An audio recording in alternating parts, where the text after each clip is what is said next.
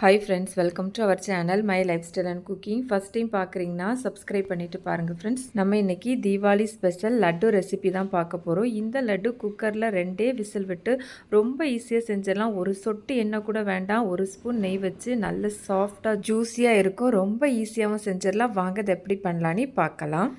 இது செய்கிறதுக்கு ஒரு பாத்திரத்தில் 1/4 லிட்டர் அளவுள்ள கப்பில் 1 கப் அளவுக்கு கடலை மாவு வந்து சேர்த்துக்கலாம். இது கூடவே 2 பிஞ்சு போல் உப்பு வந்து சேர்த்துக்கலாம். சேர்த்து நல்லா ஒரு ஸ்பூன் வச்சு கலந்து எடுத்துக்கோங்க. இது போல் நல்லா கலந்து எடுத்ததுக்கப்புறமா இதில் தண்ணி சேர்த்துக்கலாம். 1 கப் அளவு கடலை மாவுக்கு 1/2 கப் அளவு தண்ணி ரொம்பவே கரெக்டாக இருக்கும். இது போல் சேர்த்து ஒரு விஸ்க் இருந்ததுன்னா அதை வச்சு கலந்து எடுத்திங்கன்னா கட்டி எதுவும் இல்லாமல் நம்ம கலந்து எடுக்கிறதுக்கு ஈஸியாக இருக்கும். இது போல் நல்லா ஸ்மூத்தாக கலந்து எடுத்துக்கோங்க. நமக்கு மாவு இந்த மாதிரி ஒரு பதத்தில் தான் இருக்கணும். இந்த மாதிரி கரண்டியில் எடுத்துட்டு பேக் சைடில் நம்ம வந்து கோடு போட்டோம் அப்படின்னா ரெண்டும் சேராமல் இருக்கணும். இது மாதிரியான ஒரு கன்சிஸ்டன்சியில் நமக்கு வந்து மாவு இருக்கணும். இப்போ இது இருக்கட்டும்.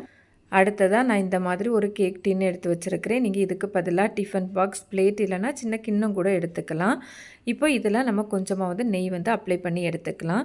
இந்த மாதிரி இந்த பாத்திரம் ஃபுல்லாக வர மாதிரி அப்ளை பண்ணி எடுத்துக்கோங்க. இந்த மாதிரி நெய் அப்ளை பண்ணி எடுத்ததுக்கப்புறமா இதில் நம்ம ஏற்கனவே கரைச்சி வச்சுருந்தோம்ல கடலை மாவு, அதை வந்து இதில் சேர்த்துக்கலாம். நம்ம இன்றைக்கி பேக்கிங் சோடா கூட எதுவும் சேர்க்கல. ரொம்ப ஹெல்த்தியாகவே இந்த லட்டு வந்து பண்ணியிருக்கோம். இது போல் சேர்த்ததுக்கப்புறமா நான் இங்கே வந்து ஒரு குக்கர் எடுத்துருக்கிறேன். அதில் தண்ணி எடுத்து வச்சுட்டு மேலே ஒரு ஸ்டாண்டு போட்டுட்டு இட்லி பிளேட் ஒன்று எடுத்து வச்சுருக்கிறேன். தண்ணி நல்லா கொதிக்கணும். நல்லா கொதிச்சதுக்கு அப்புறமா தான் நம்ம இந்த மாவு வச்சுருந்த அந்த பாத்திரத்தை அதில் வைக்கணும். வச்சதும் நம்ம இப்போ குக்கரை மூடிடலாம். ஓரளவு மீடியம் ஃப்ளேமில் 2 விசில் விட்டு எடுத்தால் நமக்கு கரெக்டாக இருக்கும். இப்போது 2 விசில் வந்ததுக்கப்புறமா ப்ரெஷர்லாம் கம்ப்ளீட்டாக போனதுக்கப்புறமா தான் நான் ஓப்பன் பண்ணியிருக்கிறேன். இந்த மாதிரி கையில் தொட்டு பார்த்தாலே தெரியும். எதுவும் ஒட்டாமல் வந்ததுன்னா நமக்கு நல்லா வந்துட்டுன்னு அர்த்தம். நமக்கு அந்த ஓரங்கள் கூட தானாகவே விட்டு வந்திருக்கு. இப்போ நம்ம இதை வெளியே எடுத்து வச்சு ஆற வச்சிடலாம். இது ஆறிட்டு இருக்கிற டைம்லேயே லட்டுக்கு சேர்க்குறதுக்கு கொஞ்சமாக முந்திரி பருப்பு வறுத்தெடுக்கலாம். அதுக்காக வேண்டி ஒரு கடாயில் 1 டேபிள் ஸ்பூன் போல் நெய் வந்து சேர்த்துருக்கிறேன்.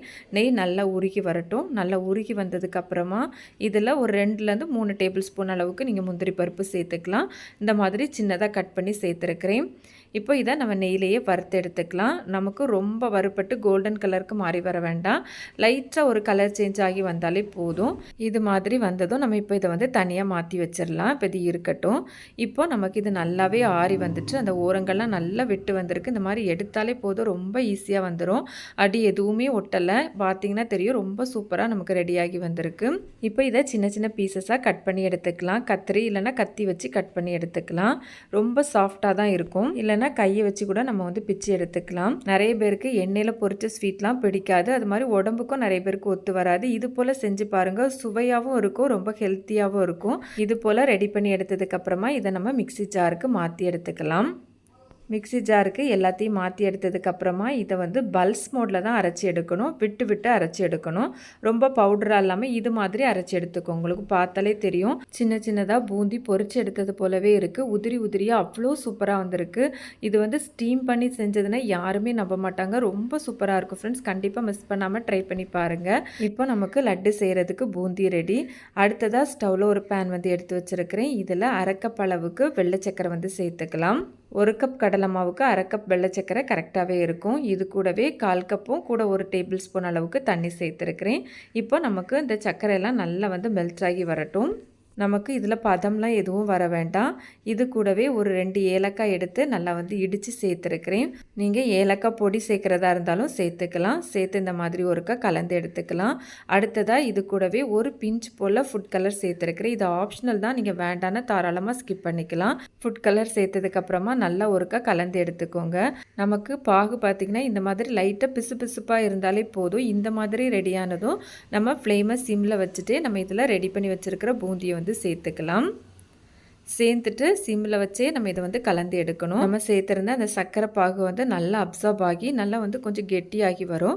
அது வரையும் சிம்மில் வச்சே நம்ம இதை வந்து கலந்து எடுக்கணும். இந்த லட்டு செய்கிறதுக்கு நம்ம எண்ணெயில் எதுவுமே பொரிக்க வேண்டாம். ரொம்ப ஈஸியாக நம்ம வந்து செஞ்சிடலாம். இதுவரை லட்டு பண்ணதே இல்லைன்னா கூட நீங்கள் ஒரு முறை இது போல் ட்ரை பண்ணி பாருங்கள்.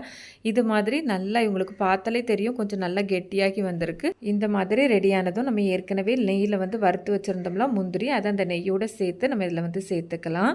சேர்த்து நல்லா ஒரு முறை கலந்து எடுத்துக்கலாம். நமக்கு அந்த நெய் வாசனையில் இந்த லட்டு ரொம்பவே சூப்பராக இருக்கும். இது போல் கலந்து எடுத்ததுக்கப்புறமா இதில் ஒரு 3/4 டீஸ்பூன் போல் வெள்ளரி விதை சேர்த்துருக்கிறேன்.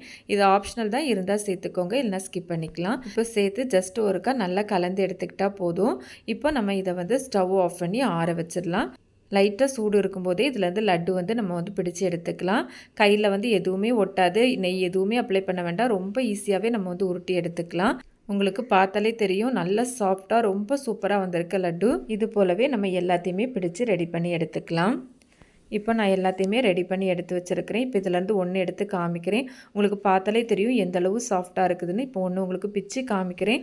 பார்த்தாலே தெரியும் எந்த அளவு பர்ஃபெக்டாக வந்திருக்குதுன்னு. சுவைக்கு நான் கேரண்டி. கண்டிப்பாக நீங்கள் ஒரு முறை ட்ரை பண்ணி பாருங்கள். ட்ரை பண்ணி பார்த்துட்டு உங்களுக்கு எப்படி வந்ததுன்னு மறக்காமல் கமெண்ட்ஸ் பண்ணுங்கள். இந்த ரெசிபி வீடியோ கண்டிப்பாக உங்களுக்கு பிடிக்கும். பிடிச்சிருந்தால் லைக் பண்ணி ஷேர் பண்ணி சப்ஸ்கிரைப் பண்ணுங்கள் ஃப்ரெண்ட்ஸ். தேங்க்ஸ் ஃபார் வாட்சிங். பாய்.